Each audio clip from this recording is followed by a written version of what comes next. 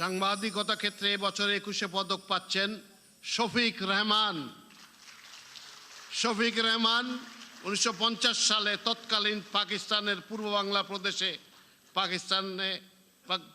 বাংলা প্রদেশে sports reporter হিসেবে সাংবাদিকতা শুরু করেন। এরপর তিনি 1957 সাল থেকে লন্ডনে বিবিসির বিভিন্ন বিভাগে পর্যায়ক্রমে প্রায় 35 বছর কাজ করেছেন। 1971 সালের জুন মাসে তিনি লন্ডনে চলে যান এবং বাংলাদেশের স্বাধীনতা যুদ্ধের জন্য কাজ শুরু করেন।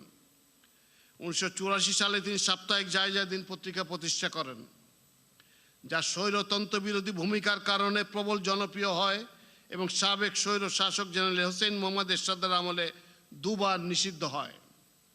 সাপ্তাহিক জায়জাদিনকে 2006 সালে একটি জাতীয় দৈনিকে পরিণত করেন তিনি। 1993 সালে দেশে 14 ফেব্রুয়ারিতে ভালোবাসা দিবস পালনের সূচনা করেন। শফিক রেহমান জায়জাদিন ম্যাগাজিনের মাধ্যমে বাংলাদেশের সাংবাদিকতায় এক নতুন বাঁকের জন্ম দেন।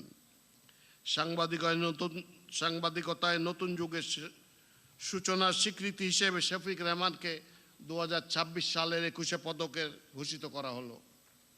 তাকে তার পদক গ্রহণ করার জন্য মাননীয় প্রধানমন্ত্রীর নিকট